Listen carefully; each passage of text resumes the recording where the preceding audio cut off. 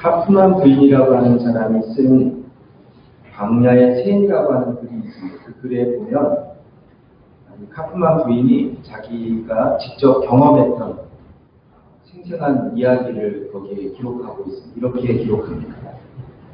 내 책상 위에는 누에고치가 여러 개 있습니다.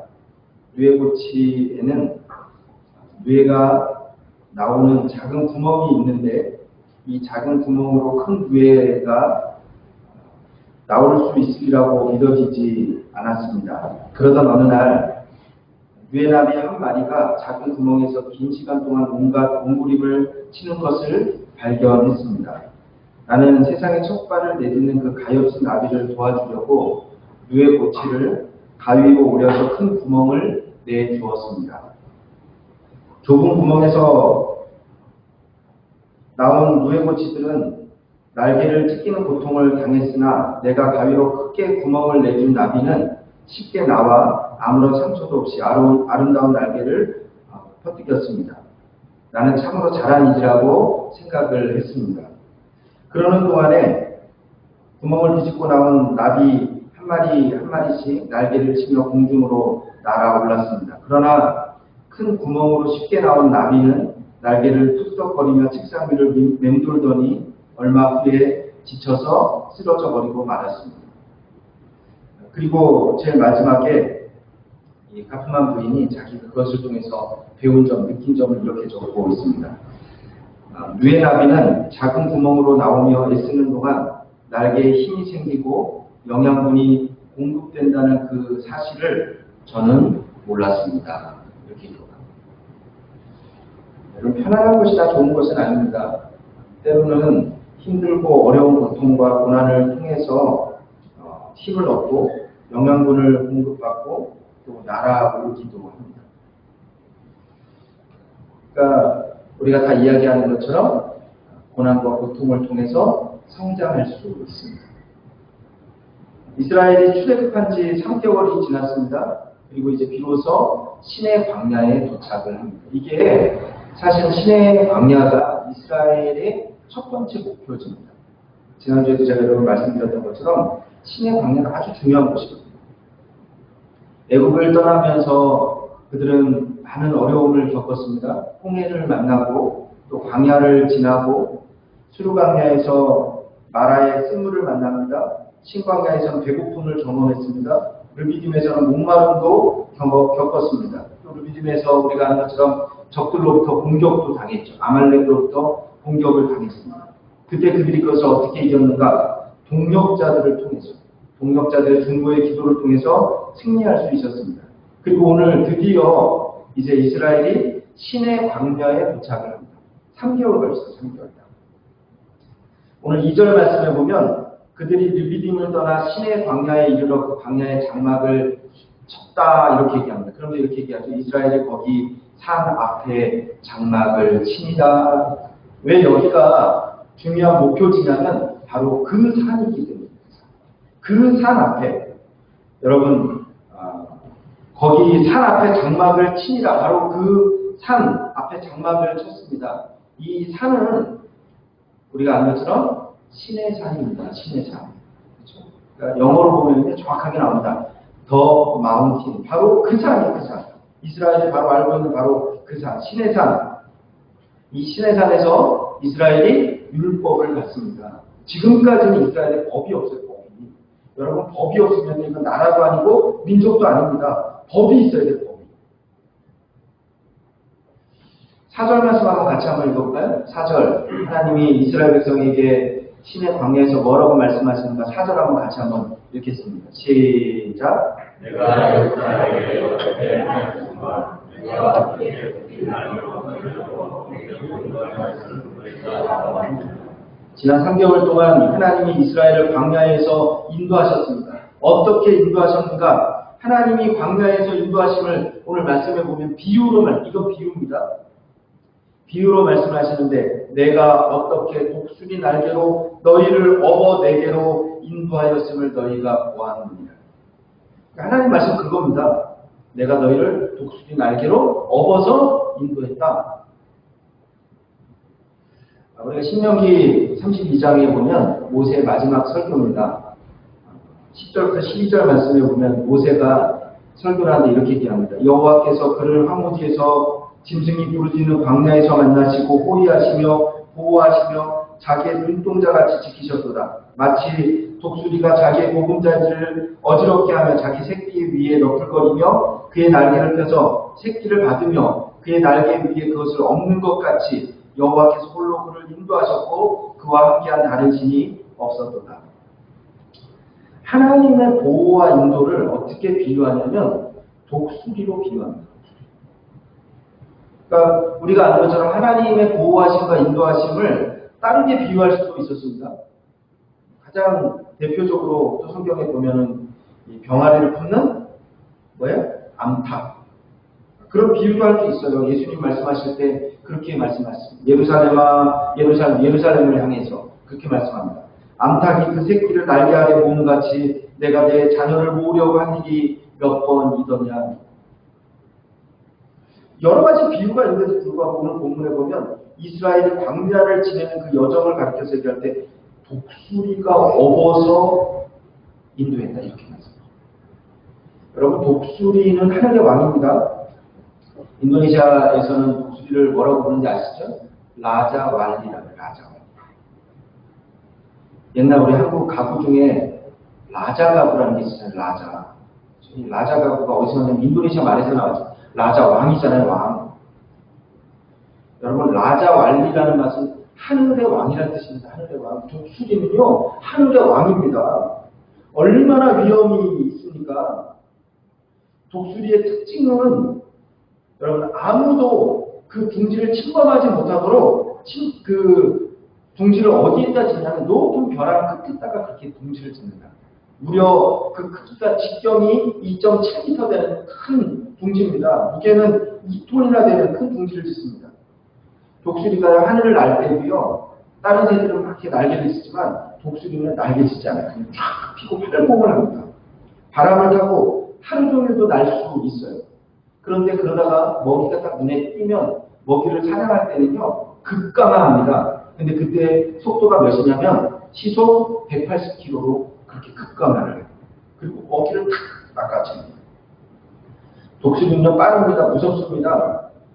더 놀라운 사실은 우리가 다 아는 것처럼 독수리가요 새끼를 훈련시키는 방법이 얼마나 놀라운지 여러분 아시죠? 새끼가 그 둥지에서 어느 정도 자라면 이제 하늘을 날 때가 됐다 이렇게 생각이 되면요 오늘 우리가 아까 제가 여러분에게 여기 신명기 32장의 말씀처럼 그 둥지를 막 어지럽히는 거예요. 그리고 새끼를 어떻게 하면 그 둥지에서 벼랑 끝으로 어떻게 해요? 탁 떨어뜨려 버립니다. 그러면 그 새끼가요 죽지 않으려고 막 날갯짓을 하잖아요.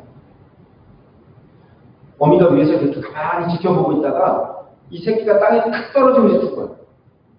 탁 떨어지기 직전에 180km 그 급강하를 해서 날지 못하는 떨어지는 그 새끼를 안전하게 날개를 탁 그리고 받아서는요 다시 둥지로 올라갑니다. 몇 번을 이렇게 반복하고 훈련을 합니다. 여러분 어미가 이 새끼를 밑으로 이렇게 탁 떨어뜨릴 때 새끼 독수리가 얼마나 무섭겠어요. 얼마나 어미를 원망하겠습니까? 그런데 이런 과정이 정말로 피곤합니다. 왜냐하면 이런 과정, 이런 훈련을 통해서 독수리가 나는 법을 배울 뿐만 아니라 물론 날 수도 있죠. 그런데 그것을 통해서 하루 종일 날 수 있는 날개에 힘을 얻게 됩니다. 여러분 독수리의 힘은요 강한 날개에 있습니다. 독수리 강한 날개는요 훈련을 통해서 얻어집니다. 이런 훈련을 통해서. 독수리는 이것을 통해서 독수리로 사는 방법을 가르칩니다. 결론적으로 여러분 훈련이 독수리의 새끼를 고통스럽게 합니다. 떨어지는 경험이 얼마나 무섭겠어요. 여러분 경험해보셨나요? 떨어지는 경험? 저는 지금도 그 생각해요. 예전에 제가 롯데월드에 간 적이 있어요. 롯데월드 가면 여러 가지 많은 놀이기구 있잖아요. 그렇죠? 그 중에 유명한 것 중에 하나가 뭔지 아세요? 자이로 드롭이라는 게 있어요. 이 자이로 드롭은 뭐냐면요. 큰 기계가 딱 올라가가지고요. 저 위에서 갑자기 어떻게 하냐세요? 그냥 확 떨어지는 거예요. 요즘 많은 사람들이 익스트림 스포츠를 즐긴다고 막 떨어지는 거예요. 제가 딱 한 번 가봤어요. 그리고 제가 몰라서 탔지. 난 절대 이거 다시 안 타. 제가 그때 떨어질 때 그런 생각을 했거든요. 갑자기 올라와서 팍 떨어지는데요. 숨이 안 쉬어져요. 그럼 딱 드는 생각 하나예요. 이러다 내가 죽겠구나. 혹시 독수리 새끼가 떨어지는 경험하고 싶으면 한번 해보세요. 가서. 제가 그다음부터 안 타니까. 여러분 고통 없이는 강해지지 않습니다. 독수리만 그런 게 아니에요. 민족도 그렇고요. 개인도 그렇습니다. 성도들도. 여러분 광야의 훈련은요. 그래서 독수리라고 해요. 독수리 훈련입니다. 이게 독수리 훈련. 그렇게 독수리처럼 신의 산까지 인도하셨습니다. 언약을 맺기 위해서, 율법을 주시기 위해서 이 목표예요. 출애굽기 보면 하나님이요 이스라엘과 딱 2번 언약을 맺으셨어요.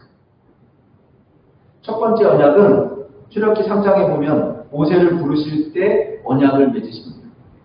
여호와께서 이르시되 내가 애굽에 있는 내 백성의 고통을 분명히 보고 그들의 부르짖음을 듣고 그 근심을 알고 내가 내려가서 그들을 애굽인의 손에서 건져내고 그들을 그 땅에서 인도하여 아름답고 광대한 땅, 젖과 꿀이 흐르는 땅, 곧 가나안 족속, 헷 족속, 아모리 족속, 브리스 족속, 히위 족속, 여부스 족속의 지방에 데려가려 하노라. 이 첫 번째 약속입니다. 첫 번째 약속은 이스라엘을 애굽에서 구원하시겠다 이 약속입니다. 그런데 이 첫 번째 약속에 특징이 있습니다. 그 특징이 뭐냐면 이 첫 번째 약속은요 일방적인 약속입니다. 일방적인 게 무슨 뜻인지 여러분 아시죠? 보통은 약속을 할 때는 두 사람이 함께하는 게 약속이에요. 그런데 여러분 혼자서 하는 약속도 있다니까요. 이런 약속을 가르쳐 편무 약속이라는 겁니다. 혼자서 한편에서만 하는 겁니다.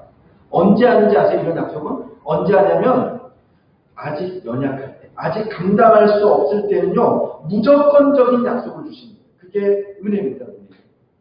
이런 사랑을 가르쳐서 뭐라고 하냐면 아가페 사랑이라고 말합니다. 무조건적인 사랑.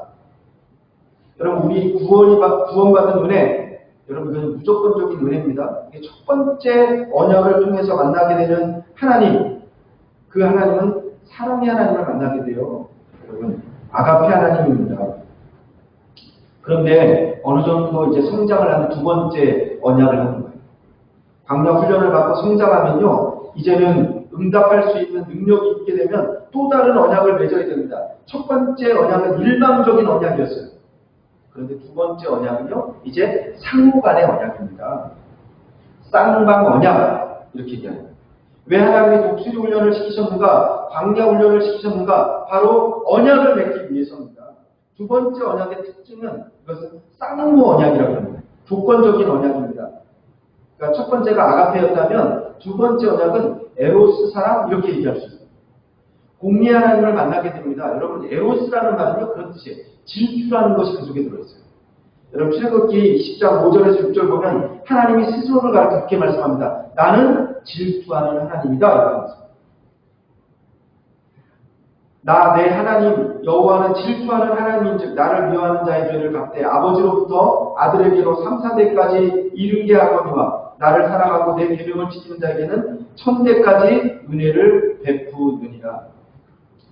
하나님이 왜 우리를 무조건적인 사랑과 은혜로 구원하시고 광야에서 독수리 훈련을 통해서 독수리 날개로 보호하시고 인도하시는가? 그 목적이 무엇인가? 여러분 바로 하나님께서 언약을 맺기 위해서 그러셨습니다. 45층 고층에 사는 부부가 있었어요.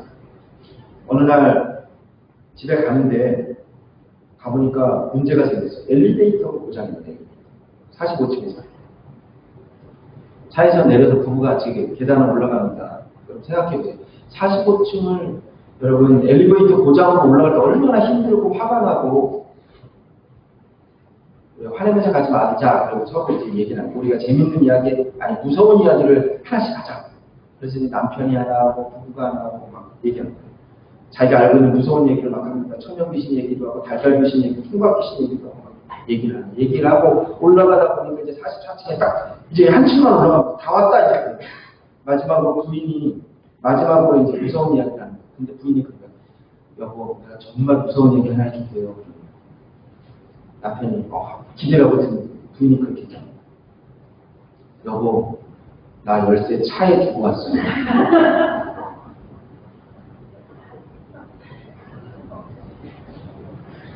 여러분, 목적이 무엇인지 잊어버리면 안 됩니다. 목적이 올라가는 게 목적이 아니었어요.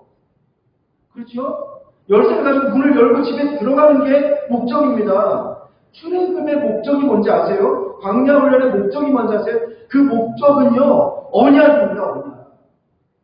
하나님과 이스라엘이 언약을 맺기 위해서 오신 거예요. 우리 한번 5절 6절 말씀 한번 같이 한번 읽어볼까요? 5절 6절 같이 한번 읽어보겠습니다. 시작.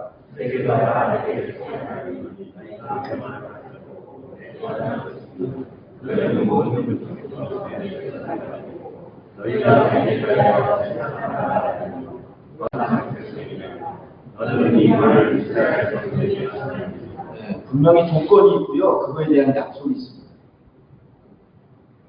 너희가 내 말을 잘 듣고 내 언약을 지키면 조건이 있잖아요. 그러면 쌍방 언약입니다. 이렇게 내 소유가 되겠고 제사장의 나라가 되겠고 거룩한 백성이 되리라. 내 소유가 되겠다. 이 소유라는 단어를 보면 세굴라라고 하는 히브리어가 있습니다. 이것은 뭐냐면 보물이에요. 너희는 보물이 될 것이다.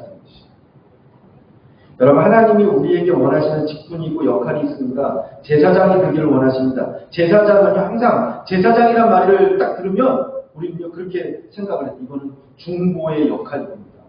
제사장은 다른 거 아닙니다. 하나님과 사람 사이에 중간에 있는 중보의 역할이에요. 하나님의 복을 사람들에게 흐르게 하는 거. 우리가 보통 그래요. 축복의 통로 보잖아요. 이스라엘을 향했던 하나님의 기대는요, 제사장입니다. 신약시대에 보면 이스라엘에게 향했던 그 기대가 누구에게 넘어오냐면 오늘 교회, 우리 성도들에게 넘어옵니다. 그리스도를 믿는 모든 사람들은요, 제사장입니다. 오늘 저도 여러분도 제사장이에요. 이걸 가리켜서 만인 제사장 되잖아요. 신약에서. 여러분, 신약에서는요, 예수 믿는 모든 사람들이 쓰임을 받을 것이다 이렇게 얘기하는 겁니다. 구약 시대에는 아무나 제사장이 될 수 없었어요. 우리가 아는 것처럼 아론의 자손만 제사장이 될 수 있었습니다. 여러분, 이것은 최고의 명예고 특권이고 가장 좋은 기간 직분이었어요. 그런데 신약 시대는 오늘 우리 모두가 하나님의 제사장입니다. 거룩한 백성이 될 것이다. 그런데 조건이 분명히 있어요. 너희가 내 말을 듣고 내 언약을 지키면 나 내 하나님 여호와는 질투하는 하나님인즉 나를 미워하는 자의 죄를 갚되 아버지로부터 아들에게로 3, 4대까지 이르게 하거니와 나를 사랑하고 내 계명을 지키는 자에게는 1000대까지 은혜를 베푸리라. 여러분, 하나님이 우리에게 원하시는 것, 그건 뭐냐면 하나님의 소유, 하나님의 보물이 되기를 원하십니다. 하나님의 제사장이 되기를, 하나님의 거룩한 백성이 되기를 원하십니다. 그런데 거기에 조건이 있으니까요. 너희가 내 말을 잘 듣고 내 언약을 지키. 어쩌면 코로나는 우리를 훈련시키시는 하나님의 독수리 훈련인지도 모르겠어요.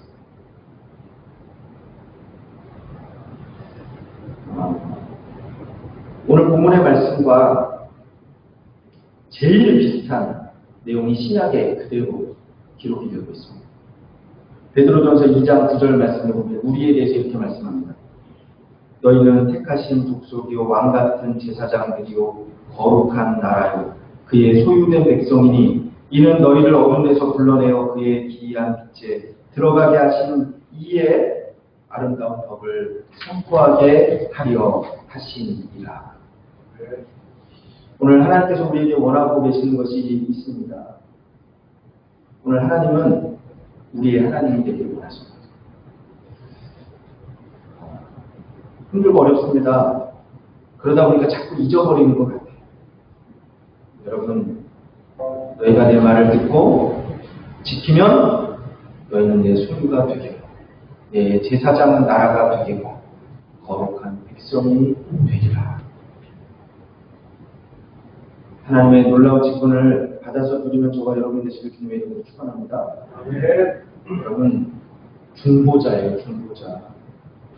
아시겠어요? 세상을 위해서 우리 있습니다. 하나님을 위해서 우리 있습니다. 중보자. 다 같이 한번 기도하겠습니다.